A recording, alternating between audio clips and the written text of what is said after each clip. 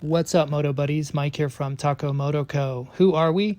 We make and sell the ultimate products to perfect out your Austrian dual sport motorcycle, a KTM EXC, EXCF, XCFW, Husqvarna FE, and FES.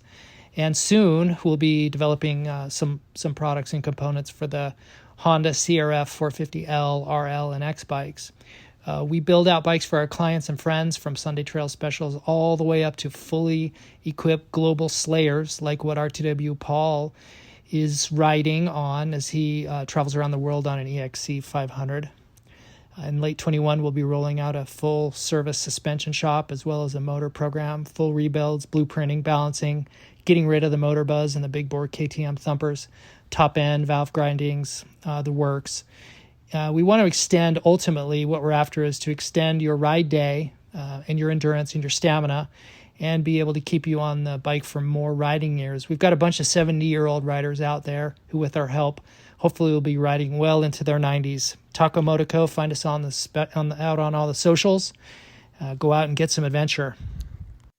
On episode 68 of Tech Talk Taco Tuesday, you'll find Jimmy by himself talking about many subjects such as chain torque affecting traction, Yamaha's Tenere 700, Christini's, and, surprise, Husabergs. As you keep listening, you also find that Heather becomes the star of the show, even though she's not on it. Without any further ado, let's listen in.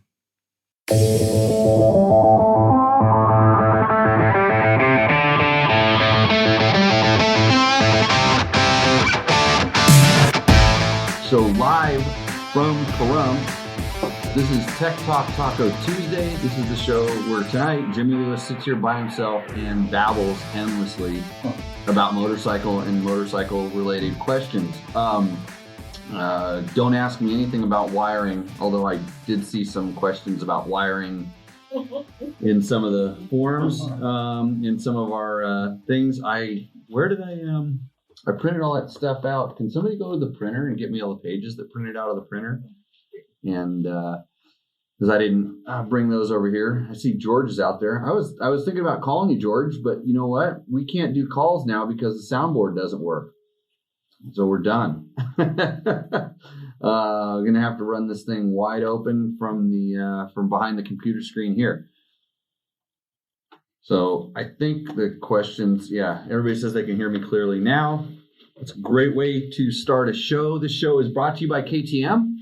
KTM is powered by a distinct ready-to-race mentality. KTM is the world's leading high-performance street and off-road sport motorcycle manufacturer with North American headquarters based in Murrieta, California. Over the years, KTM has built a reputation as a fierce competitor on racetracks around the world, and the brand's remarkable global success is reflected in every product developed and every move it makes. So that is our read, and I have 3 people wandering around the shop looking for the printer of some way, shape, or form. So I just got it. That's it. That's exactly what I needed, what I was going to bring over here before the sound started working. So congratulate yourself there. Yeah, the printer here. So we're going to really have to keep it down because we're not running on microphones, and this thing picks up every horrible sound, and I hate bad sound quality. But then again, we're a motorcycle show, and we'll get into the sound quality later. So I also would like to thank Climb. What we have tonight, we're going to do on this show is, Al, when you sit down, no noise. You can't, just everything's got to be zip. Yeah. Everything Climb does, let's see. Climb is powered by a desire to make really good motorcycle gear. They are the world's leading high-performance gear manufacturer. With the North American headquarters in, I believe it's Rigby, Idaho.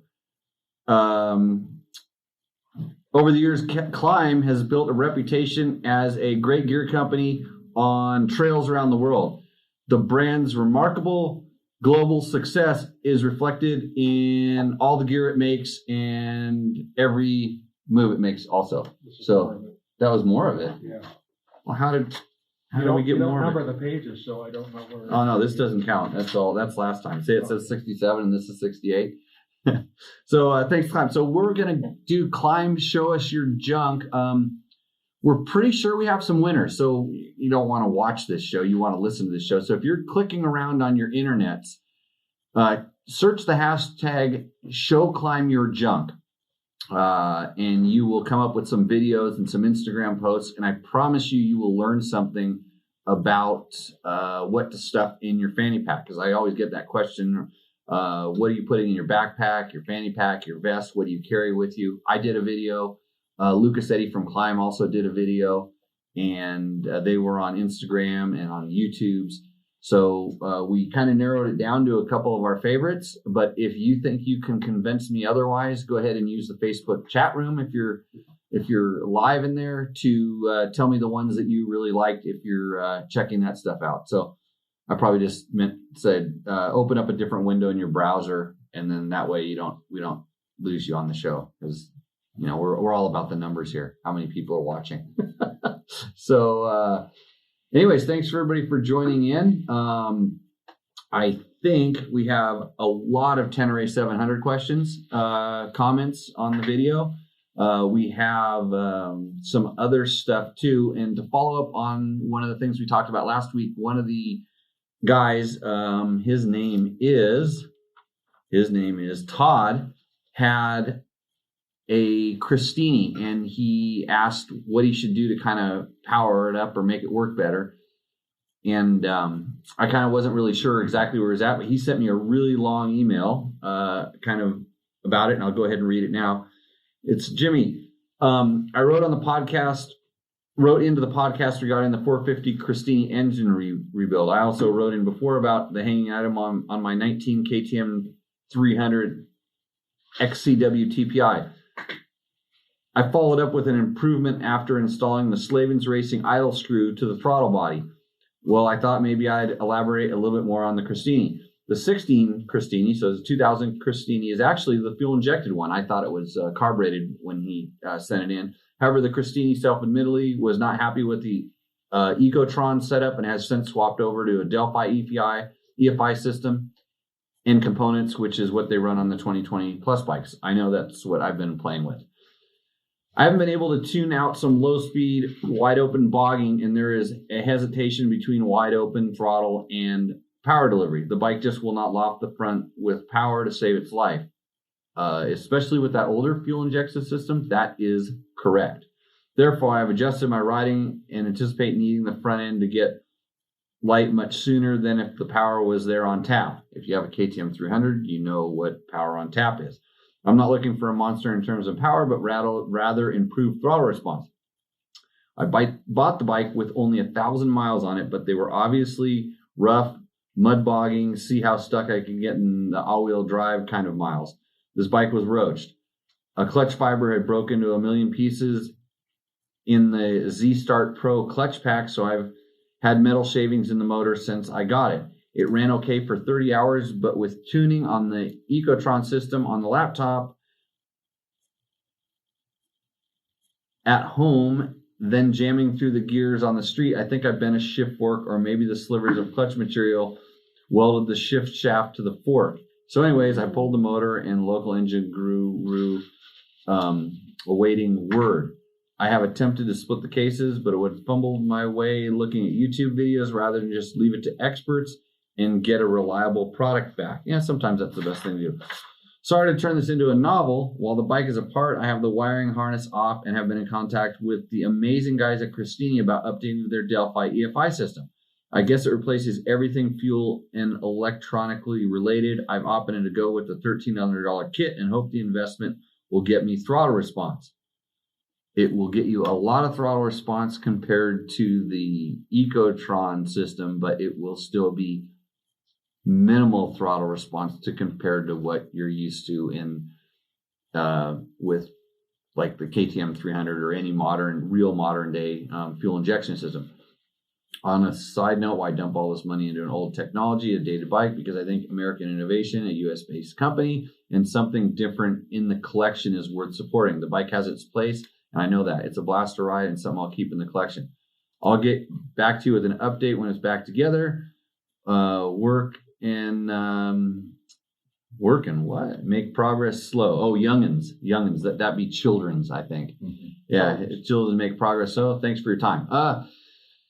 So I think going to that new EFI system is going to be a big improvement. I'm trying to get some stuff so I can actually go in and reprogram the Delphi ECU. Unfortunately, because of all the COVID stuff, the little thing that I need is actually stuck in Poland or Hungary or wherever.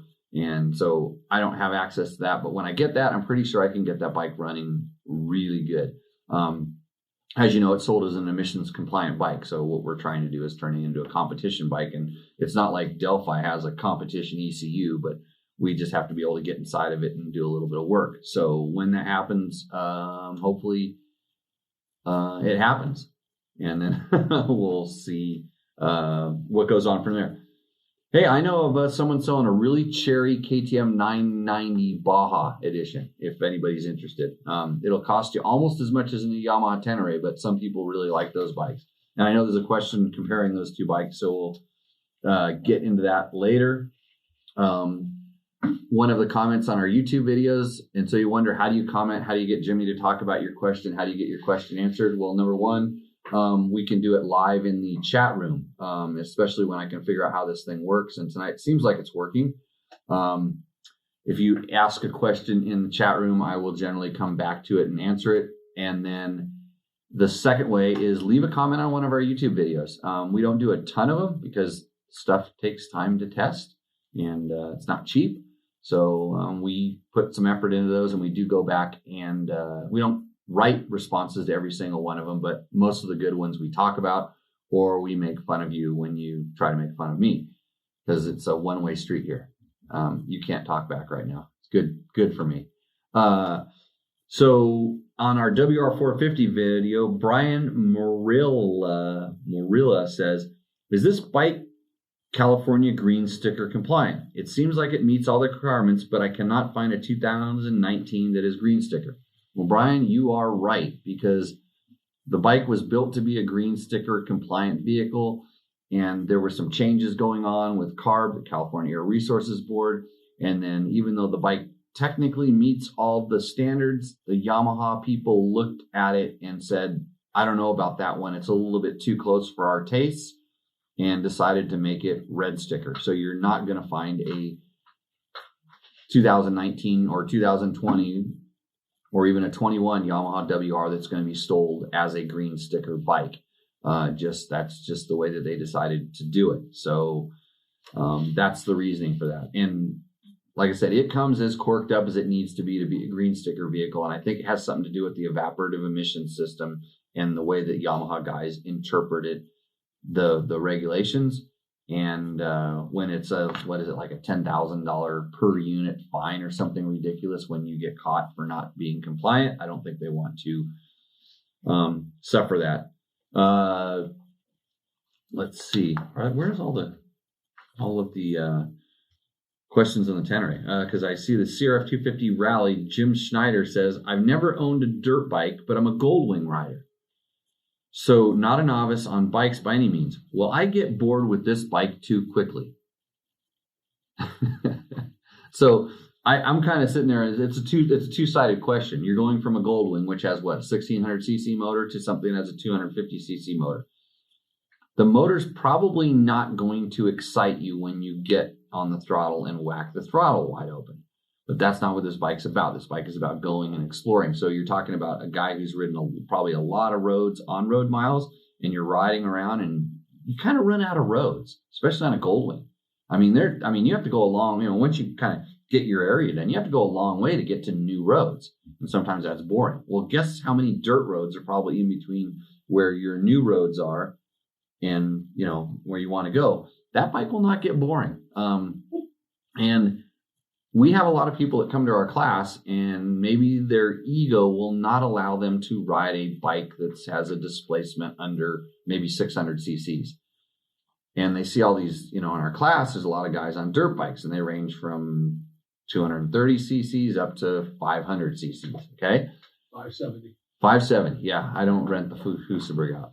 But anyway, so they see these bikes, And we have put people that come off of a bike that was maybe 1,200 cc's onto a bike that had 250 cc's underneath it. But the seat cover, for some reason, said 600. And I've told the story many times. The guy got off that bike and he said, that thing's got pretty good power for a 600. When he was talking about, he was riding a Suzuki DRZ 650 that has a XR 600 seat cover on it, and he thought it had pretty good power for a 600.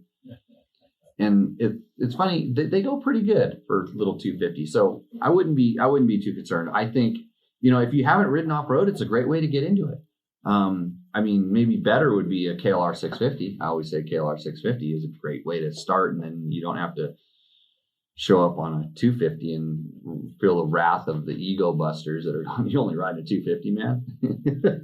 So okay, here we're going to get into the Tenere questions now. Any questions up in the let's see, this is for Jim Schneider on the Goldwing. Oh, you're pimping my school, George. Good for you. Thank you. Yeah. I'll put him on a 250 in the class, and then if it doesn't have enough, then he can ride a bigger one, and it's almost like going for a test ride. Somebody knocked my nice KTM shirt over here. Also, hey, you like my hat? This is a Fuck You Racing hat. I can say that because I don't have a miner sitting next to me. If you're ever wondering where to get these, just Google them. Thanks, Jerry. The other question. So Spen Olson says 2021 about the Yamaha Tenere. Yes, Sven, Yamaha is releasing that bike here as an early release 2021. So that's what the bike that we had was. And then Gregor Miller says, and I don't understand this, Cowboy Kent Rollins, you can't get full on fancy. Is that a song? I'm not into the country music, man. George, you got that? Janie over here. Here's one chance, fancy, don't let me down. I don't know. Yeah, maybe that's a song or something like that we need to know something about. That joke was outside of my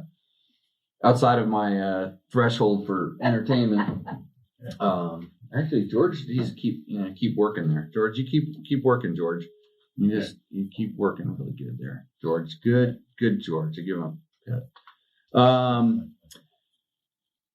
The single biggest reason I opted out of buying a 700 Tenere is the lack of cruise control. That is a huge fail on Yamaha's part, says AJ Kinetic 1. That's interesting, because if there was one thing that I really liked about the Honda Africa Twin that I'm riding now is cruise control. I mean, I like it when I'm riding on the road, but one thing I really like about the Yamaha is it's so stinking simple. Now, they make those throttle lock cruise controls that you can buy, and it's like a little flippy thing you can put on there, and I suspect they would work. It kind of either clamps the grip or does whatever. If you really want a cruise control, you can get it for about $40, I think, if you need it. But okay. And then Jimmy RGB says 2021 with 2 question marks.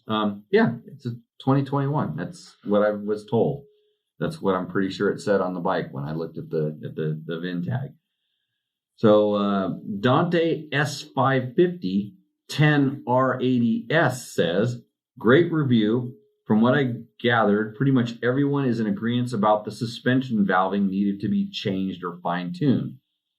Did I agree with that? Maybe suspension valving. I said that because we're talking about like the fork diving, which is a mid-speed. In order to fix that, you would have to do it internally. You might be able to just add some air. You might be able to just add a little oil volume, and that might go away. But I don't agree with everyone that's agreeing about the bike needing a revalve. I do some clicker changes, and through my clicker changes, I don't think the bike needs a revalve. So with that one exception, and that's very specific, and if it changed anything else, I wouldn't change it. So, and that's the thing with revalving. I'm sure they're going to want to, put some fancy colored things inside there and some different fork springs, because obviously Yamaha couldn't get the fork spring rate right. And they'll have a special oil that you can put in. Now, $1,000 later, you could probably have a fork that works almost as good as the stock one. Maybe, but I don't know. That's what testing's for. So find a good suspension tuner, not one that has good sales tactics. Sam Toshner says F9, which is, I think it's Fort 9, mentioned that the high placement of the countershaft on the motor creates an anti-jack effect on the rear wheel, essentially driving it downward into the ground. I wonder if that's the traction control that Heather is talking about in the video. So I watched the Fort 9 video, by the way, because I heard somebody say something about this guy. He's a trained physicist, so I watched it, and it makes no sense to me. Not that I understand physics by any means, but I do understand the placement of the countershaft sprocket in relation to the swing arm. Now, swing arm pivot and swing arm. Yes. And distance. Yeah. So distance, position, ride height. There's a ton of stuff in there that all makes a difference.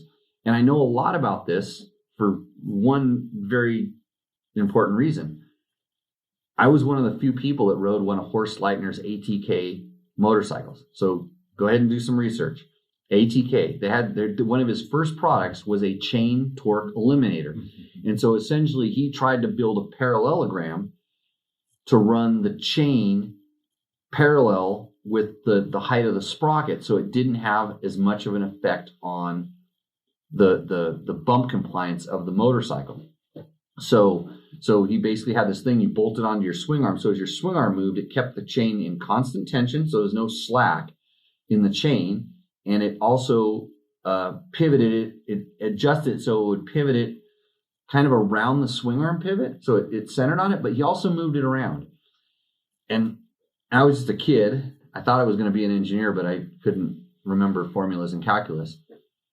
And I talked to him at length about how it worked and why it worked and what it did. And Horst is a really interesting engineer to the nth degree, but very practical. And he spent a lot of time explaining to me what it would do and how he was moving it. And it was funny because I was also interested because I was also building an XR80 in my garage that had a swing arm pivot, or that had a countershaft sprocket that was way too far inbound to get it close enough to the countershaft to fit it in a lot of the frames we were trying to stuff that motor in, KX80 frames, CR80 frames. So I was having a problem with the chain jumping on the sprocket because, wherever you put the motor, it was hard to keep that chain tension on the sprocket, and it would actually start jumping links. So I was asking him about, hey, would this system work? And he's like, well, it was revolved it was a lot of moving and cutting and welding and doing stuff. And so technically, no, it wouldn't work. And the 8-track chain torque system also robbed power. So it was, and I remember Horst telling me he thought it was somewhere around 10%. So I think it might have been a little bit more just because of the way that it worked. But he was working with big engines, and I was working at something that maybe had 11 horsepower on a good day. So I couldn't afford to rob power off this thing. And so I developed something that was actually different, that had a fixed mount roller on the top that was fixed to the swing arm, and one on the bottom that was fixed to the frame that kept the chain torque constant. And it actually worked. It worked kind of like Horst did, where under acceleration, that bike had great suspension movement, really good free suspension movement. The problem with it is when you landed off of a jump and you're over jumping something, when you gas the motorcycle, you don't get the chain torque to come into play into help resist bottoming. And this is where it gets kind of confusing. And this is where the guy at Fort 9 was talking about, where it's positioned and stuff. So on that Yamaha, it's a little bit farther than most bikes. So it's the distance from the swing arm pivot to the countershaft sprocket is a little bit long, and it is a little bit higher. But I don't think that those two positions are enough to cause the bike to pull itself down. In fact, I don't think, in theory, and this is where you have to start thinking about like what it does in theory. Correct. It would actually pull it. It would jack the swing arm downwards. Right. but it does the opposite on deceleration. Right. When you roll off the throttle, it would cause the bike to squat. We're talking about this traction control, which happens on kind of acceleration. I believe it's a character of the motor. It's absolutely just a characteristic of the motor, and I've heard people talk about this with that motor, even on road. Just some of the stuff that it does, the way it, just the way it hooks up, especially when you're really pushing it, like when you're riding the bike aggressively and you start losing traction in a turn on the rear. And they say, it just really hooks up. So I don't think that swing arm pivot position countershaft stuff. Like, why do you listen to all this stuff? Like, did you really want to have a discussion on swing arm pivot and location? That's why this bike setup and handling and chassis, ride height is all so critical. And a lot of people just kind of, did you check your ride height? That's the first thing I ask when the bike's not working. It's just your sag, your ride height, your sag. Like, no, what's that? Like, okay, well, that's your problem. You don't need to send the suspension off just yet. So I think he does very entertaining videos, and we'll leave it at that. He's actually contacted me before to get information about motorcycles, believe it or not. He reached out to me, and then when I kind of noticed that he was paying attention to some of the information that we were delivering in our videos and then kind of regurgitating it over on his side. And then when he wanted to get some photos because he didn't have photos of some stuff that I had photos of. And he asked if I could have the photos. I said, yeah, can you credit dirt bike test? And all of a sudden it kind of went a little silent. So entertaining videos over there on Fortnite. I would watch some of them. I do watch some of them. I wish I had that level of production quality. But I can't even figure out how to plug the damn USB cord into the back of the soundboard. A little way. Michael L. Kulva Ichio asks, what tires did you run on the bike? I put Kenda big blocks on our Tenere 700. NY Dirt Riders says, great video as always, Jimmy. I'm sold. I can't wait to pick one up. I just sold another bike. See, I should be a salesman, get commissions. Great. I give your reviews the triple credit versus other folks. I've only sat on the T7, but I'm really considering getting this bike. My Africa twin infatuation may be over. I can see that. Triple credits. Is that like three thumbs is up and you only have two hands or something? Yeah. I don't know. Two thumbs and a foot. Two thumbs and a foot. Yeah.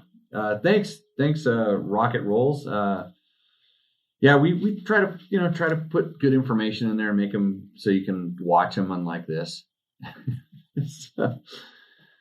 Salt Boda says, this is about our Tenere video. In the Tenere video, if you haven't watched it, George posted a link up in the thing. It's on the YouTube. So you just search dirt bike test Yamaha Tenere 700, you'll get it. Says, let him finish his sentences at least a few times. Come on. So I was kind of curious because he's talking to my wife like that.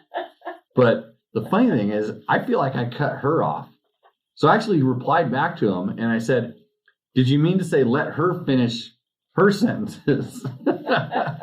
So Zolt, man, you probably keep control of your women's back there wherever Zolt Voda is from. Good. Yeah, I actually wanted to have her sitting on a chair behind me, and like a few feet back, for social distancing, of course. Mikey B. Oh, I'm gonna have to have a sip for this one. Hold on a second. Yeah, thanks, Bob. Marketing aids. Mikey B says, why do you guys wear Climb? The stuff is made in China. No. Okay. That's what I said. They have some stuff that's made in China. Oh, they do. I'm sure they do. Their stuff is made all over. It's all over the world. I have stuff that says like I've seen things that say like Indonesia. I say it says Philippines. I wear a lot of different stuff. Vietnam, yeah. Hey, I wear Climb because it's really good gear, number one, and I also wear Climb because they support this operation. they were one of our early adopters. They helped us out, and I'm glad because I like wearing the stuff. It's good gear. And they sponsor like little promotional things we have. Like we're going to give away a Climb Aggressor vest tonight to one of the best videos that we had for our show Climb Your Junk. So why do we wear it? Wait, isn't this a Yamaha video that you're commenting on? You shouldn't be worried about what I'm wearing. You should be worried about the information I'm giving on the bike. I should throw a Climb ad in there or something. I just did. Alan Hooling says, great review, guys. Appreciate getting the perspectives from each of you. At just over 6 feet, I definitely get the wind buffeting on my T7. With the standard seat, Rally Raid makes a screen 9 centimeters taller. What's a centimeter? I may have to check it out. And ProCycle US sells case covers for the engine made by R&G. I know the Aussies are using them and saying good things. Well, thanks, Alan. Thanks for info on that. And I'll get to the buffering in a little while. The buffeting, because somebody else brought that up. But yeah, there's a lot of countries that have had this bike for a little bit longer, and they have a little bit more time on it. And we were just riding the bike stock, other than the seat. I wanted a taller seat because I like my legs to not be folded up like tent sticks, even though I'm small. So keep them coming. Moto Catfish says, great review. I want to hear Heather's review of every ADV bike you all test. You do? I'm sure she'll be glad to hear that. I had to, I had to be mean to her to make her do that one, right? I mean, she didn't want to. She just wasn't. She kind of wanted to do it, and she kind of didn't want to do it. She's like, well, what am I going to say? And I'll get into it a little bit more. Of all the T7 reviews I've seen, says Randy Van Steen, this is the best. Including Heather's perspective is an excellent idea. One suggestion: add maybe a 5-minute segment where Heather is on her own, giving her impressions from the woman's rider point of view. In this segment, have the bike out in the dirt with only Heather on camera, giving her uninterrupted viewpoints, maybe pointing to different parts of the bike and including some B-roll of her riding the machine. Well, and what about me? I mean, like, it's like that's like, oh, in a bikini. It didn't say that. Did you read that into here, Randy? I'll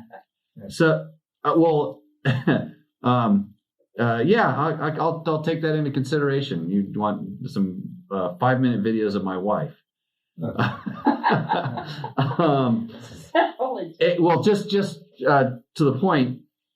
Most of the video footage on that is Heather riding the bike. There's a little bit of me when you want something crazy like riding over a rock or pitch it into a 2-wheel drift slide. But most of that is actually Heather. So, but you want her uninterrupted. That's strange. I'll talk to her about that. See what we got. Kenneth Wolf. That was an awesome review. You guys need to work on tossing the conversation back and forth rather than talking over each other. Let her develop her thoughts again. Again, really good job, you two. Let her talk. You know, I'm going on like 45 minutes of talking here by myself, and I don't need a co-host, Logan. Well, you know, we're married. I mean, like, it's strange that we can actually sit there and have a conversation, let alone talk about motorcycles. Hey, Kenneth, thanks a lot for the comment. No, it was so funny when we got done with that. Now I'm going to read a couple more of these comments. Steve says, wish you would let her talk more. Here, I'm going to have a moment of silence for Heather right now. Just hold on.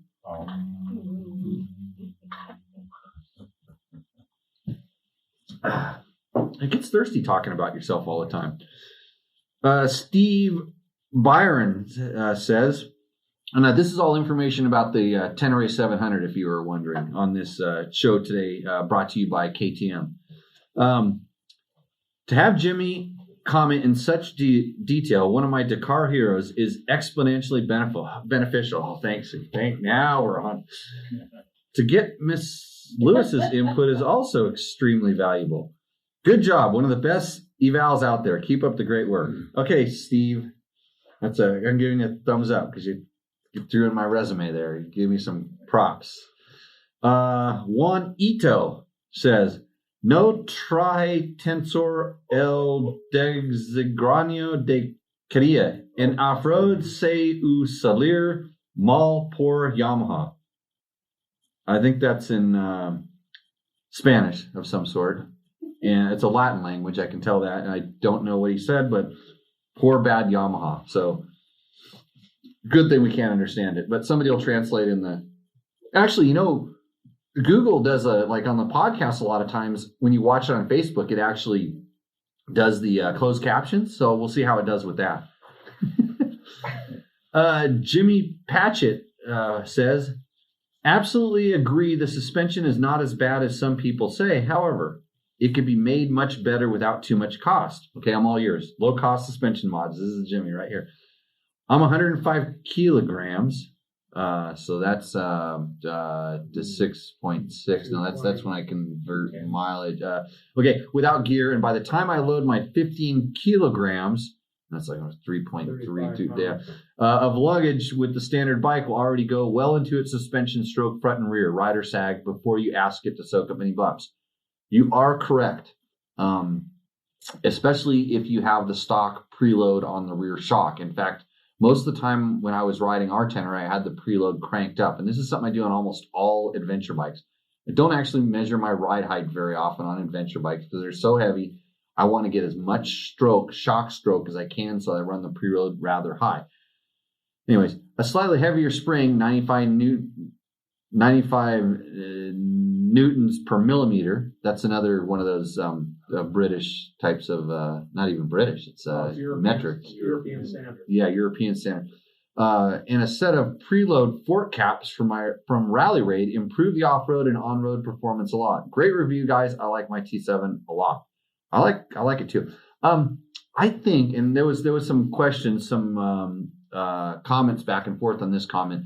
I think the US bike has a stiffer shock spring and maybe stiffer fork springs. I'm not sure. I think the shock spring is stiffer in the US from what I understand.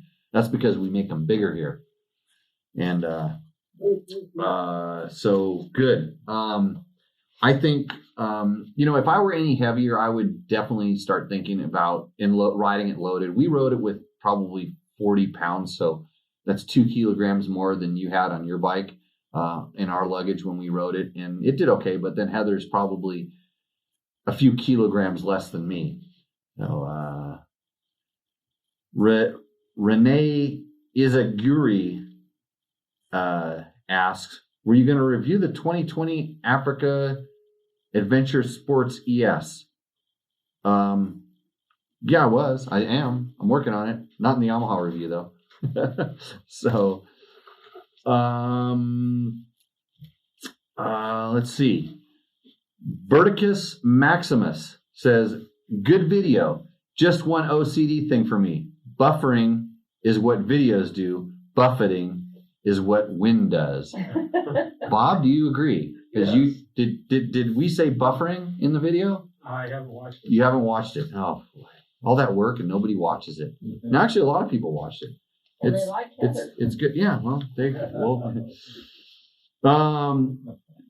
Don Tortellini 3 says, narrow seat. The T7 feels like a horse.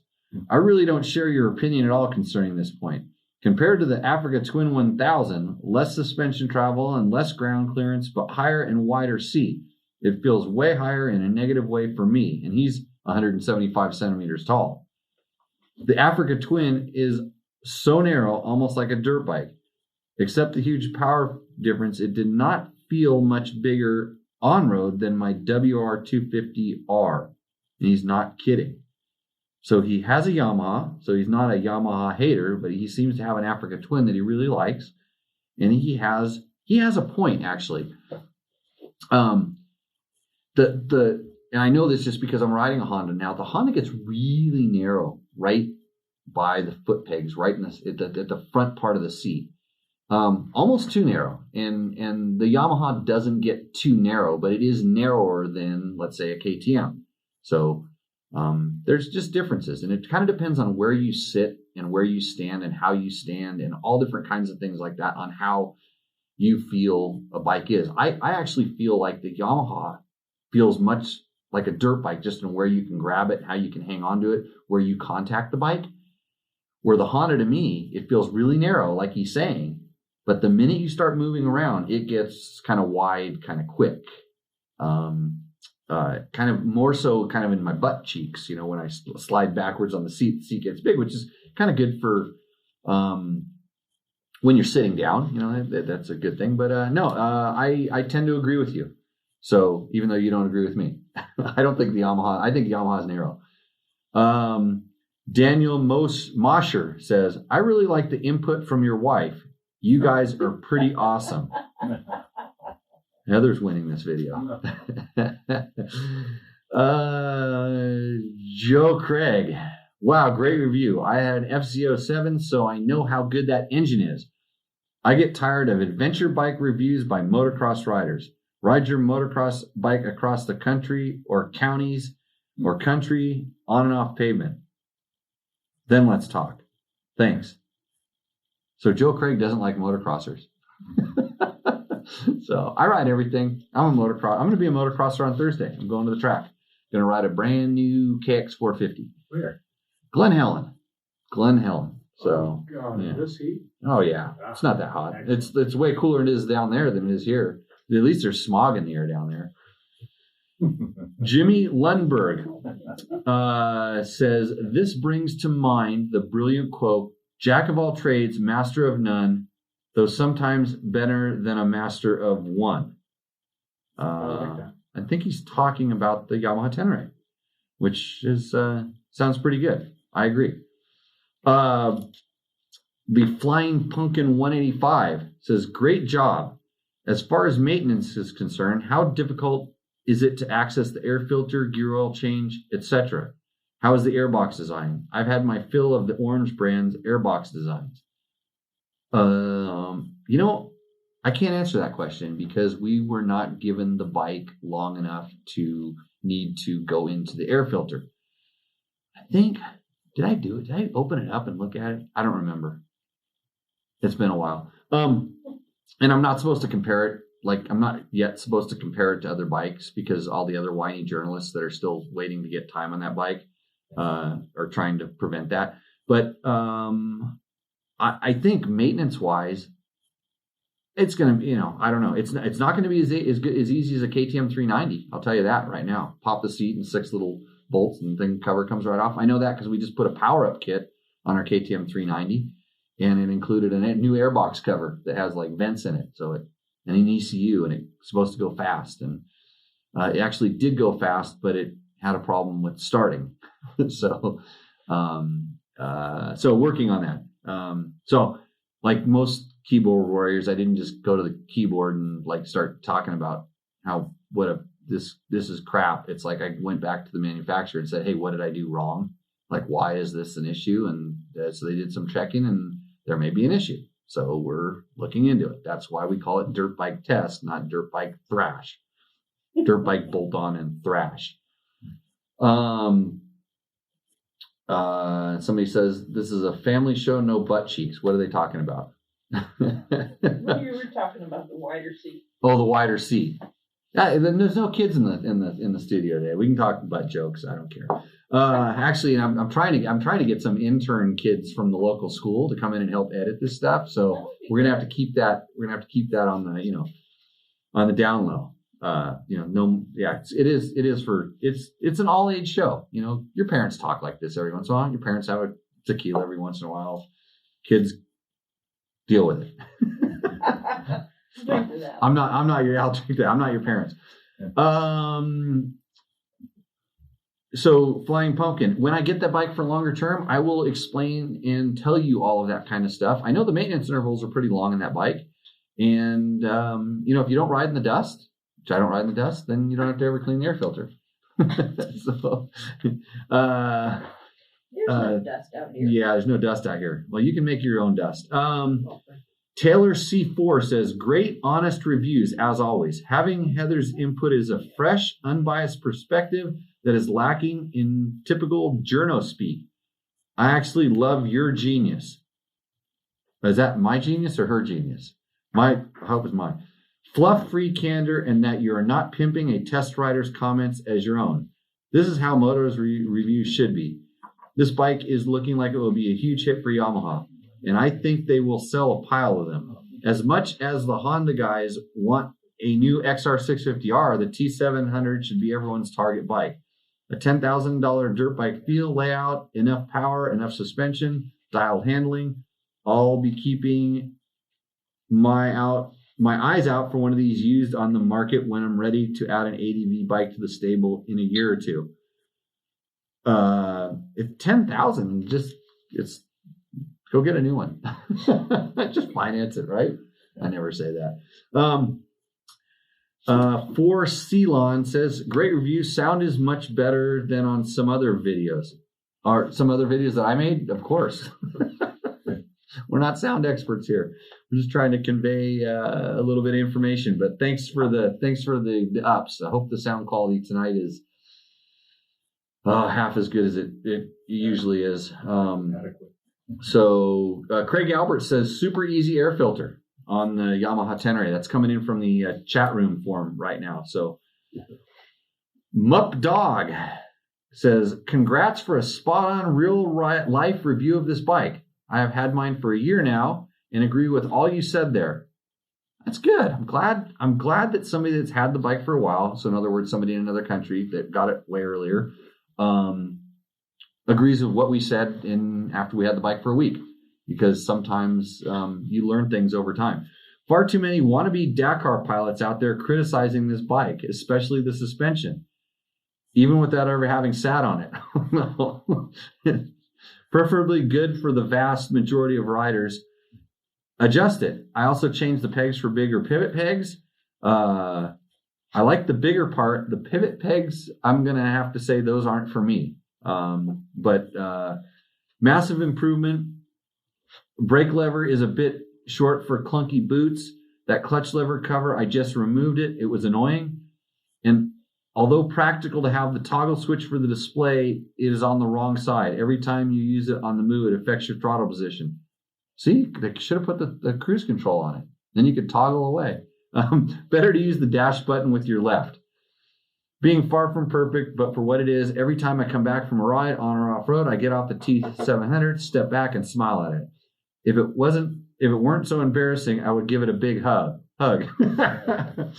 Bravo to Yamaha. I think Valentino Rossi has a technique for that. He kind of gives his foot peg a shake. You ever notice that? Maybe you could do that. He kind of squats down to his bike and touches the foot peg, does something. He's praying. I know he's praying. Praying to his bike. Yeah. And the ABS stays off when you stall the bike. It only resets when the ignition is turned off. Yes, that's correct. Even though I sounded confused when I couldn't remember in the video how it worked, because I was probably riding some other bike 10 minutes before that, and I get too many bikes. So yeah, I'm gonna have another. Oh boy, this one, huh? Mm-hmm. You know, we just read them the way they come here. You know, there's not a lot of editing going on in this, and I'm not afraid to take the heat when the heat comes. Peace X through X Music says, gray hair, baseball hat, and climb shirt. Code for we will learn nothing new. Heather, on the other hand, it's nice to have a fresh perspective once in a while. Less choir preaching, please. Your audience is already self-selecting and educated. I don't know. Is that a compliment? Is that a slam? No. Is he jealous? He's jealous. He says you're too preachy. He's preachy about what? I don't know. Yeah, preachy because I have a Climb shirt on. Climb makes really awesome motorcycle gear. You can get your Climb gear at climb.com. try to do that on the fly next time That's publicly. pontificating. Yeah. Not preaching, but But then wait a minute, hold on. Kevin Roberts shoots back. Jimmy Lewis has raced the Dakar Rally many times. Well, 3.5 to be exact. In his prime, one of America's best off-road racers. But a ball cap and a climb shirt, and now he knows nothing. He's forgot more about riding racing off-road than you will ever know. Oops, you're educated. What? No, I just read it. I didn't. Thanks, guy. Thanks, Kevin. I almost forgot I raced Dakar. I'm not a Dakar wannabe racer. I'm not that. I promise you I'm not a Dakar wannabe racer. I wanted to be a Dakar racer, and when I wanted to be, I did everything in my power to go be one. So it was a lot of work. Ask me about that sometime. Stefan Carroza says, no mention of how the bike stops, either with ABS, or he says ABA, with ABS or not. How are the brakes? Well, Stefan, you got us. When we're doing these videos, it's pretty much, there's no script. Sometimes I write some little notes down on a whiteboard, and we just trying to kind of break through stuff. See, trying to concentrate here. The brakes are actually really good on that bike. I don't want to say that they're just good. They're not great. They're not, maybe not as grabby as some, and they're not as strong as some, but they're just average. And the ABS works good. It's not the top, especially with some of the new. I've been doing some really stupid stuff on the Honda Africa Twin with because they have lean angle ABS in it. And so I've been doing really dumb things to see how good it really is. And it's really, really good. So the Yamaha ABS is just average. And the brakes are just average, but for most people, they're more than you'll ever need or use. Let's just put it that way. I mean, until you get to being a high level, I feel like I'm pretty high level rider, as some of the guys before mentioned, and I didn't find any problems with the brakes. They weren't too strong, weren't too weak. We didn't overheat them. The bike slowed down when it needed to. ABS worked good when we had it on. It worked awesome when we had it off because the rider takes control. So, A7, thanks for calling us out on that. I'll try to talk more about brakes next time because, in all honesty, brakes are just as important as power. Because you want to know how I teach people to go faster when I'm doing riding schools? go slower. Well, there's number one is slow down to go faster. And number two is you can spend a lot of money putting motor, power, all that stuff, new tires and stuff. But even when you don't have a new tire, the braking edge in most people's tires is still really sharp. I'll brake somebody. Learn how to slow down quicker, more efficiently. And yeah, so that's why I can ride faster than you, because I can outbrake you. And I still, to this day, I will challenge anybody to a braking contest. I just want to be on the inside. Yeah. Kevin Lemony tells X Music X Factor, pointless comment, lay off the Adderall, pal. Adderall? Don't you usually smoke weed before you make comments like that? That's what my friends that used to get lippy used to do. They used to take a big old bong rip and then they tell you what they really thought. Not that I cared, or actually any of it sunk in. So much for the family. Yeah. No, I just told you bong ripping is stupid. I don't think in my world, I like to be hyper. Okay. I like to be, and that made people mellow and lazy and all this other stuff. But, hey, for each your own. It's not a drug use show. It's not a life skills show either, by the way. Here, let me have another sip of tequila. And don't try this at home. Yeah, don't do this at home. Yeah, thanks, Kevin. It's funny because when you're a journalist, you kind of open yourself up to a lot of public ridicule. And when I was at Cycle World, I was a little bit sheltered from it because I had a really good staff around me, and they kept me from doing stupid things a lot of times when I probably could have done a lot of stupid things. And then by the time I thought I knew everything and I moved over to Dirt Rider, I was a big target. I had a big target on my back just because people have differing opinions, and that's all it is a differing opinion. People just start taking shots at you. But then I had a lot of experience in learning how to kind of tame these things down. And when I say something, I'm generally, I don't really say it unless I think it's right. Yeah, I don't just spout something off like a lot of these keyboard jockeys do, or people that want to send, that do stuff like that. They're, trolls. They're trying to poke at you. And then when they start trying to dissect you and break you apart and like, you don't know what you're talking about. It's like, well, no, I do. That's why I'm talking about it. That's why I'm here. That's why I'm doing this.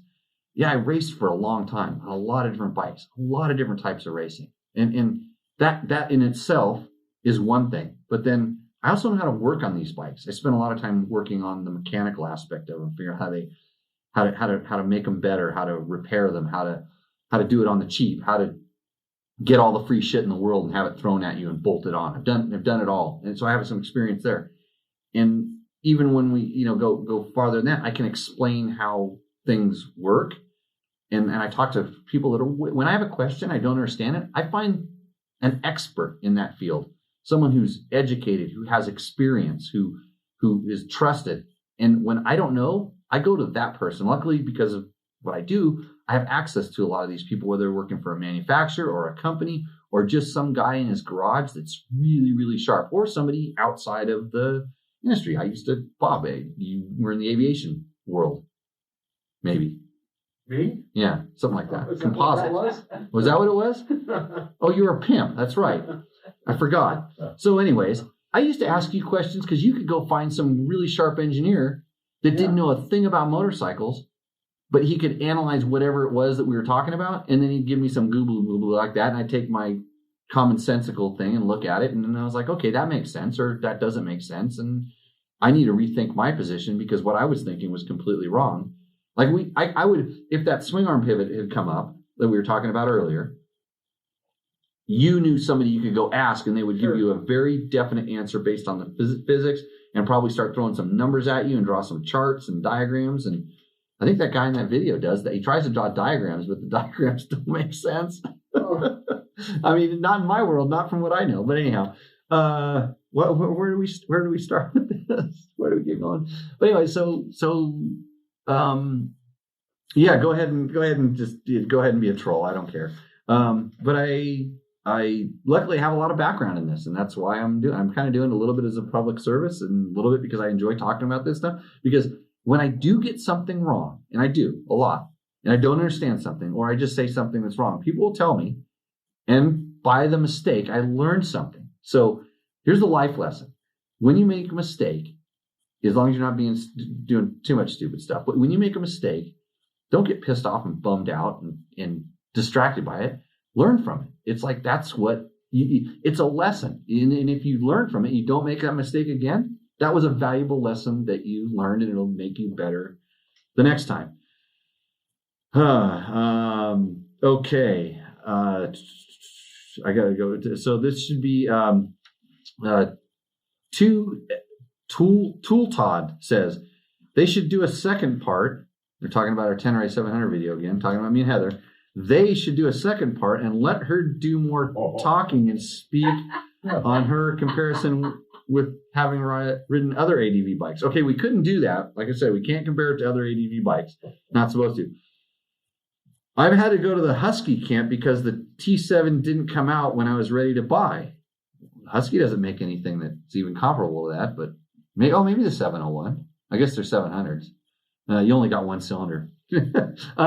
Looking at a bigger ADV bike now, and the lure of orange or the Tiger 900 Rally keeps making me overlook this great, simple machine. Yeah, there's a lot of lures out there. There's a lot of good bikes. That's what's awesome about this sport this time right now. Restless Soul says, take a look at Yamaha T7 upgraded OEM shock spring for $100 for your total weight, including luggage. Yamaha T7 forks preload caps, $270. I believe these may be other currencies. These two mods can increase suspension performance without shelling out big bucks. I would advise to use nylon M6 screws to replace both the OEM steel screws in the outside of the lower fork fender mountings. If you hit something, the screws will break without harming the front fork. A couple of cents saving you big money. You can get all these from Rally Raid. So Restless Soul has some connection to Rally Raid. Good info. If you're a Yamaha guy, I think they do make a lot of stuff. So he's talking about that whole front fender assembly flexing on the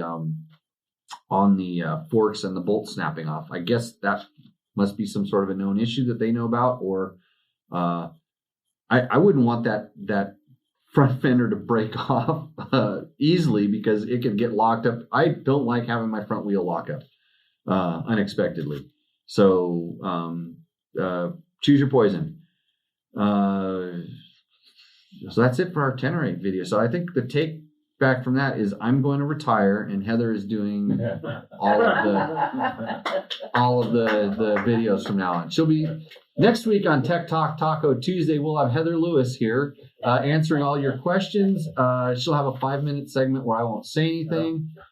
And but in reality, so like I started talking earlier, and she even says in the video, she's like, I'm not an expert on motorcycle stuff. Well, she kind of is. She was actually BMW's women's rider advocate for a long time. She used to go to the shows and talk to women about riding big adventure bikes because she did it and she was good at it. And just to get them a little, something came up in the chat room. That's funny. So she would just get them comfortable. So she is kind of an expert. She's just not into the technical stuff. It's not, if you want to know technical stuff about a camera, ask Heather. I should actually, no, she doesn't know about wires and electronics. She knows about shutter speeds and apertures and pretty pictures and scenes. Follow her on Instagram at lewishadventure.com// I don't know, buy a picture and support our adventure riding habit. I don't know. Are we going to ride around the world next time? But anyway, so I, when we're doing that, she's like, hey, just kind of like, she told me to like lead her on when we start talking about stuff. I'm like, just let me talk about the technical stuff. And then you tell me, I basically say, just tell me the stuff you told me when we were out riding. Because she would say exactly what she felt. But like when you're called on camera, you're called like, okay, say it now. And there's like, and like with the forks, like she right away noticed that little bit of fork dive that I was talking about when she was getting on the brakes. She said, man, the suspension's great, but it, like when I get on the brakes, it's springy. And I'm like, yeah, we got to remember to talk about that in the video. That's like the only complaint I have with suspension. So I did some coaching with her, and then I cut her off, and then we bickered like husband and wife. So get over it. And if you guys keep liking her, I'm never bringing her back. It's like we're not going to do a 5-minute video where there's just her riding around. Actually, she'll hate me for this. I think someplace on YouTube you can find about 5 minutes of her riding around because there was something for like the BMW GS Riders Challenge. They wanted to have a women's team, and Heather said I should maybe try that. So we shot video of her and uploaded it. You had to do it. I mean, that was part of the competition to get in. And she said, I'll try it. So there's 5 minutes of her riding around in a BMW someplace. Search that out. I don't want to go back and read the 17 people or all your names again. Hey, it's Tour of Idaho season coming up. That's Martin Hackworth's Tour of Idaho. It's basically a dual sport ride across from south to north or north to south if you decide to do it across Idaho. I did a video on it, and Joshua Gorilla Hands, that's his real name, it says so right here. I just listened to a podcast today about the Tour of Idaho. I had never heard of it. Amazing video. I am stoked, and this is on the bucket list. Well, thanks, Josh. If you want to get excited about doing some off-road riding, like dual sport riding, my Tour of Idaho video is pretty good, and Heather's not in it. Doesn't even make a guest appearance, but she did let me go do it, which is good. Good wife. So the Tour of Idaho season, I guess they're just getting started. I mean, just the snow in the passes has just started melting, and of course down low now they're having fires too. So you're dodging fires and ice. That's what you do on the Tour of Idaho. Yeah, Hans is going. Yeah. When's he starting? This year? Yeah. Oh yeah, I know he's starting this year. I heard he tried to do day one and didn't. And one of his buddies came in and sat on the show. We did a Tech Talk Taco Tuesday. We did Tour of Idaho. Wayne came and asked me Tour of Idaho questions live on. August. Yeah, I think it's better to go a little bit later than early. Like early, you end up kind of cutting some of your own law. I went early. I was the first one on the trail that year. Well, not really, because there were some guys that weren't quite official that were sort of doing it. And I wish I would have waited like 3 or 4 days to let somebody else saw all those logs by hand. Those ones that are about like, waist high, they're just a lodgepole that fell across the trail. And when you get like 10 of those in a day and you're just like, I don't like sawing it. Who asked this question? On the KTM 390, Andrew 494 says, "What is the point of an adventure-styled bike if it doesn't sit well on the highway? Might as well just get a dual sport." So this bike, the 390, and when you say sit well on the highway, I think you're talking about a sitting riding position, or just doesn't go down the highway. It works on the highway. It works great on the highway. Yeah, well, yeah. Janie knows. Janie's a Harley rider, and she actually liked the KTM 390 for riding on the highway. Might as well get a dual sport. I wonder if he's talking about engine size. Maybe the 390. That thing was going. It goes 90 miles an hour. It was fine. Hey, you want to see something really dumb? Speaking of what Jimmy does, check Dirt Bike Test Instagram feed. You might be able to get it for a few more hours on the story. I've got an episode of "I've Got You in My Pocket," and you can see what an Africa Twin does. I know where its speed limit is. Speaking of going down the road. Heather. Well, I told her. Yeah. She didn't like that. She thinks it's crazy going 125 miles an hour, but I don't. It's I normal. thought you said 140. No, it did not go 140. Oh. It does not go 140. Okay. It will not go 140. If it could, I would do it. Roman Udlin says, "I would rather see, instead of all the beep electronics, 21 and 18-inch spoked wheel set." Roman, I agree with you on some aspects, but I think, to keep the price down to that 390 and everything, I'm trying to get an 18 and 21-inch wheel set. And we heard through the grapevine that the Husqvarna Viltpin, Viltpin, the one with the spoked wheels, those wheels cross over. Yeah, rumor mill. We're getting it verified right now, but that's what I heard. So I'm just trying to get the hubs, because I'm gonna have a good company build up a set of good wheels for that bike, because we're doing a project bike on it. I've got some double take mirrors coming for it. I have that power up kit that I mentioned earlier that we're working on. Rottweiler Performance, that Chris said my shirt was really nice. Rottweiler Performance has some nice little bits that we're going to get for it. They're all addressing needs. And then I'll have Heather ride it and do the video. I'll do all the work on it, and then that's like the factory rider she is. You're going to hop on it and just go test. Yeah. I had the bike test. Yeah. So people are already asking, like, what's Heather's perspective on that? Let's see. Z Shark is talking about our YZ125X video. "This is a bike Logan needs to review." And he puts a little happy face. "Please get your hands on a YZ250X, Jimmy. Would like to hear your thoughts on the 125X's bigger brother."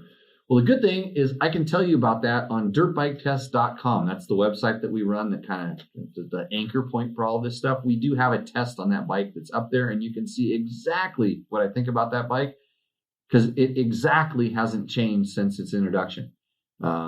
It's the same. I mean, they might have done some graphics and stuff like that. So never be afraid to go to dirtbiketest.com and search stuff there. Comment on our videos, things like that. And roll back to episode 67. Greg T says, "There was a question about District 37 racing on this episode." He says, "I'm not in a club, but every time I go to race with my kids, I am impressed with the courses they set up for us. I feel District 37 clubs are kicking Posterior. Yeah, posterior. And you're talking about kids now. My kids are 15 and 17. You can say ass to these guys.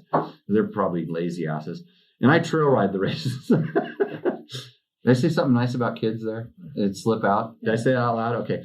Very thankful for those clubs, and the new areas they opened up in Spankler are awesome.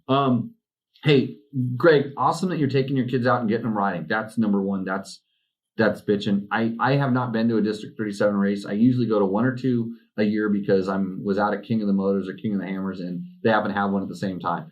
I used to frequent them a lot, and I rode enough hoop-de-doos for the entirety of my life. I managed to compress it into about 10 years. I never want to ride another one again. And the District 37 clubs are working on getting some areas opened up a little bit, but it's not really the District 37 clubs. I beg to differ because I watched what the four-wheel drive, the Ultra 4 community did and how they fought and fought and fought. And it was them and some of the land use groups. I think there was a little bit of money coming in from the District 37 community, but it paled in comparison to what. So the next time you see Ultra 4 racers or that group, because they have a lot of money and way more money than we care to even think about, is nothing to them. And they really fought and kept land use area open, especially in Johnson Valley. And I'm not 100% sure where the new areas they opened up in Spangler. I'm still what happened there is they finally completed their route analysis and submitted and produced maps. And since the maps are produced, they could open up the routes that were previously closed because there wasn't a map and they weren't signed. So it's kind of and that was literally from a lawsuit that was brought by an environmental organization. And yeah, so District 37 is always kind of there and stuff, but they're more concerned with, racing than they are with getting areas opened up, although they really should try to focus on that. But that's for how long have I been riding motorcycles? It's been a losing battle, but some small victories because we are still out there and able to recreate. Lucas Eddy from Climb is getting a code 12 on his KTM, his 2000 KTM 350. And code 12, and I had to look this up, and he also told me it's the coolant temperature sensor. He says he's having hard starting, but when he checks his coolant temperature sensor, he goes with an ohm meter, he checks it out, and it reads properly both hot and cold, which to me means the sensor is fine. And if I'm just going to roll back into my, what's next, besides asking him, what did you do to the bike to cause this problem? Like, did you put a tank on and off? Did you pressure wash it? No, I'm going to go with there's a wire. There's a ground in the wire. The wire is pinched someplace. The wire is kind of like my microphone here tonight. So I'm going to say that it's probably in the wiring harness. And KTM wires of all things are pretty small and thin. And if you pinch them or smash them into something or squirt water in them or whatever, the plugs, the plugs can get water in them. I would say it's probably something to do with that. That could cause hard starting, but maybe not so much, because you think about, and I should have asked, is it hard starting when the bike is only cold or hard starting all the time? And I don't think there should be too much of a correlation, especially if it's hard starting cold, because it's cold. It doesn't really, that coolant temperature is going to be pretty constant at that point. It's not going to affect the starting map symptoms. But if the bike's hard starting, check your valves. Just start with checking the valves, because that would be a constant. I'm having a hard time starting stuff. Hey, George, she was asking about the YZ250X by chance. And guess what? There's Heather's video is up there from 2015. So you can watch Heather ride for 5 minutes. That's a great 2015 video. Heather Lewis GS Challenge, if you need to go search that on the YouTubes and stuff. It's a great video. Oh, it's a good video? Yeah. Oh, I shot that. Nobody told me that I was a good cameraman. Are your credits on it? You have a credit? Did I roll credits on that? I don't remember. No, it's very good. No, I'm Wayne and Hands are going barely. August 13th. August 13th is when they're going to start. We should just start talking about that. Actually, we should have Hans come in here and we'll quiz him on how it's going to go. You know how they do that, and then I'll tell him like 7 or 8 like really important things, and then when he comes back, and then the things I told him, we'll find out which one he didn't pay attention to, because like, why would you listen to what I said? And then that'll be the one. I don't know how I do that, but when it's talking about motorcycles and motorcycle related products, pretty spot on with certain things. And it may not be the orthodox method of doing it. It just happens to work. You're doing a lot of GPS work. Not so important. Physical fitness and working on your riding technique. Okay, do we have any good questions in the chat room tonight? Did anybody see any? Oh, George is going to clarify. Cowboy Kent Rollins appears to be a chef, not a singer. Chief. So here's the shameless plug for the cook from Oklahoma. So he's a cook from Oklahoma. I don't know what did that have to do with anything I did? I'm not really sure. Google translation for the Spanish I read earlier. No tensioner or chain slider. Off-road, it will come out. Too bad for Yamaha. That's right. Okay, so that bike does not have a chain guide, essentially. Really? Yeah, no, most adventure bikes do not have chain guides. I don't know why. I don't know. But anyways, it doesn't have a lower chain guide, and I've never had a problem with any of my adventure bikes. In that respect, I've never derailed a chain on an adventure bike, and I do some relatively aggressive riding, although I don't ride in deep mud very much, like deep mud ruts where that would be a little bit more of an issue. I do ride in sand with rocks, and I've never had that happen. So, wow, George, I thought you were Chinese. That means he's good with the internets, right? I'm such a bad person for saying that kind of stuff. Craig Alberts asks, when am I going to come riding up to, and then he names someplace. Well, Craig, I'm going to tell you one thing about, you'll never know where I'm going to go riding or where I'm riding, because some places are really cool places to go riding. I actually was talking to someone else who was a influencer of some sort, and trying to explain to them how my feelings on keep your private trails private. And even if it is a regular public riding area, don't tell everybody where you're at, especially when it's the best stuff ever, because there are trolls out there who will find out that you went in the best place ever. They'll go ride there and they will tell everybody, and everybody will tell everybody else. And it's like I've seen some really good riding areas get destroyed because they got popular. And so I like to just kind of keep it little, yeah. So if you have a really good place to ride, just the Jimmy rule number one is, hey, tell them you're riding in Jawbone Canyon. You know, just make up the worst place ever and tell everybody that's where you're riding at. Keep your riding stuff riding. Hey, and if you're really a Heather fan, you could have been in the chat room, and Heather was in the chat room tonight on the Facebook Live. You wonder where this shows up live? We do it on Facebook on dirtbiketest.com's page every Tuesday night, or almost every Tuesday night at about 7:00, pending some technical difficulties. Then we start at 7:10, or if we're completely screwed up, 7:30. But I will answer most of the questions. He's got this. So Craig wants me up there because he's got private 5,000 acres. Okay, well then that's when you send me a private message. Okay, yeah, right. Actually, there's another really big reason that I could talk to you, Craig. So send me an email. It's real easy. It's my name at my website, and then we can discuss this further. So Tom Van Beveren, who used to be an awesome cycle news reporter, says, any comment about the big shakeup at Red Bull USA? Well, I don't know anything about the big shakeup at Red Bull USA. So I don't know. No, I can't. No comment about it. I'll have to go search for that, but I'm still pissed off at the guy that cut off my Red Bull supply back in the day. Yeah, when I used to get that stuff. I was on the program. Rodrigo Lopes, Jimmy, could you talk about cardio and training for hard enduro, please? In my current shape, I need some. It's at that point, the cardio training and stuff, it's more about learning to manage your heart rate and sort of knowing to feel it before it becomes a problem. So what I used to do here was my this is the Jimbo program. I'm letting you in a little insight. You see me post the hashtag Jimbo and everybody wonders what it is.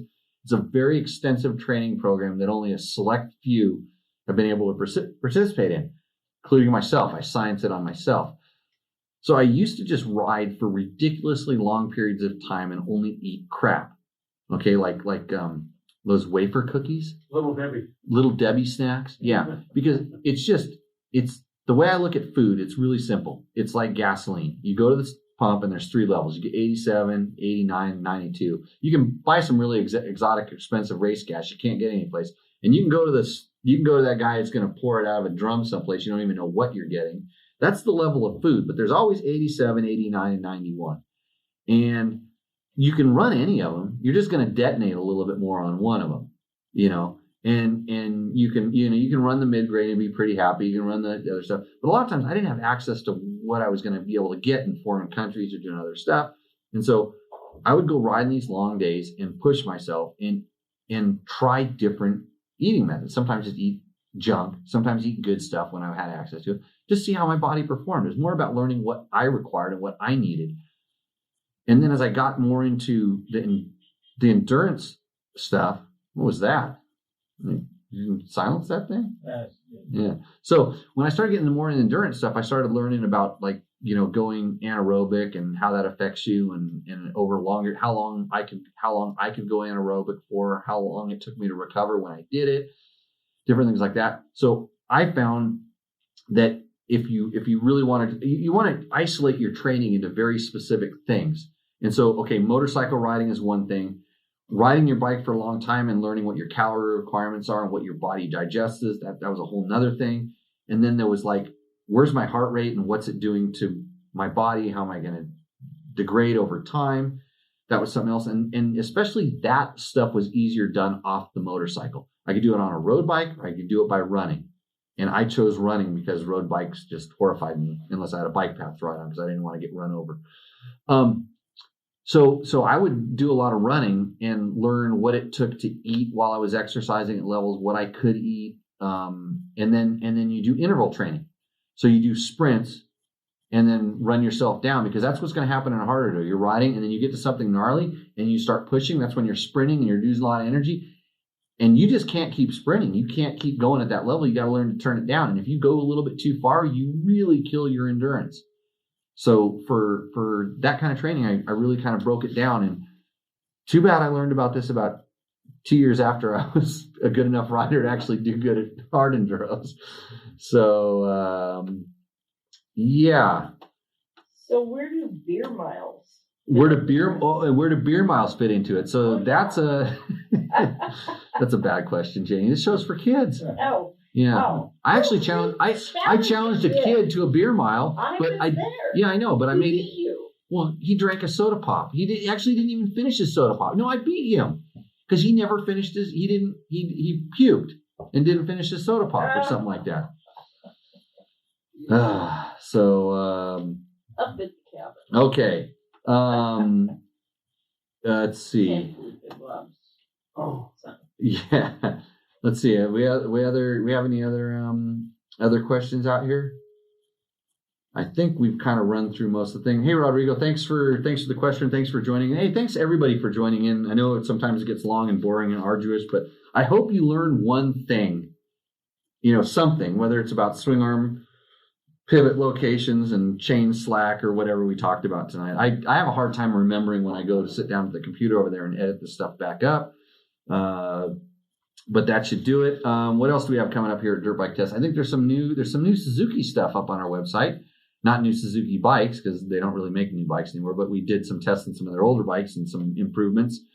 We have some really, really big news coming up pretty soon, but I can't release it just yet. I always say that, but this time it's pretty big. And if you are in touch with people that are looking to advertise, help support this podcast, the website, something else we're working on in the very near future, set aside a little bit of your 2021 advertising budget so you can communicate with your customers, and then Jimmy Lewis can mention your company name, kind of like I do. Climb.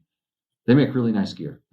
And now we're going to get to why everybody's waiting for the Show Us Your Junk contest. We have our field of experts that were working on this while we were doing this. We have chosen some winners. And the good thing is that we had a lot of submissions, and some of them were good enough to where we decided to have a runner-up prize as well. And it was kind of back and forth between which one we were going to choose. I'll tell you what, the number one best thing I saw in that, the trickiest thing I saw in that was a guy I know his name is Miles. No, not Miles. See, I can't remember names. It was Ross. His brother is Miles. So Ross put one of those key retractor cord things, attached it to the strap of his thing, and hooked his Camelback thing to it, so he could pull it up and it goes, and it always goes back to the exact same place. Because we all know when we're riding around, we're fishing around for that. So for that, Ross, I'm going to send you some Dirt Bike Test T-shirts. I thought that was awesome. It was just such a cool little idea. Plus, his fanny pack was super well organized. His is on YouTube. I would definitely recommend you go look for that if you have a chance. So his name is Ross. Just search on YouTube. Search hashtag show climb your junk, and you will learn something. You'll learn that some people don't know how to pack a fanny pack either. Mainly me. It's just like I just turned mine upside down and dumped it out on the ground and said, hey, look, this is what's in mine, and it gets me through. Like I said, maybe not the best method, but it works. So the runner-up, I need the soundometron thing. Yeah, soundometron. The runner-up is by Utah Trail Slugs, and they're over on Instagram. They posted up on Instagram, and it's a couple. And I think they actually did a couple of videos showing what they had. They had a really nice collection, really well done videos. And they actually had they had a second one about kind of a hip pack or fanny pack, and they are going to get a scramble pack, which is when it climbs essentially fanny packs, which is a bad word to say in Australia. It means something a little bit different. Don't think about that too much. They like to call them bum bags, by the way. And they told me that. They always asked me, why do you wear your bum bag in the front? And I go, this fanny pack? And they go, no, I don't want to do that. Just turn it around the other way. I'm like, I don't want to turn around the other way. You know, I didn't know what was going on. I mean, they kind of speak English. So, but the winner, by doing an awesome video, just super organized, lots of cool stuff, is SOL Dirt Girl. So Slow Dirt Girl on Instagram had a video. She did the whole video, did some stuff, and you are going to win the brand new Climb Arsenal vest. So if you want to know how to get a hold of your stuff, get a hold of Climb, or Climb will be getting a hold of you via your social channel. And you guys are lucky winners. I'm going to build a post up on Dirt Bike Test to show the winning videos and stuff, so you can look at it, learn a few things, learn what to do and what not to do. And awesome little contest idea that we had, and I'm glad Climb got behind it. That's the kind of sponsors and partners I like to have on this podcast. Kind of like KTM. You know what the best bike in the whole world is right now? The one you're on? 570. No, not a 570, and it's not the one I'm on, because I'm not on one. I'm sitting on a chair. KTM 500, yeah, EXC. That's the best bike. So KTM is, hold on a second here. It's powered by a distinct ready-to-race mentality. KTM is the world's leading high-performance street and off-road sport motorcycle manufacturer with North American headquarters based in Murrieta, California.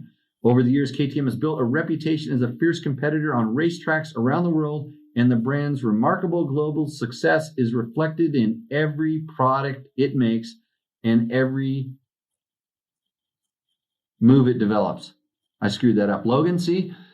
You need to come back, man. This show is just falling apart at the seams. And I hope you have that memorized, but not the way I just said it.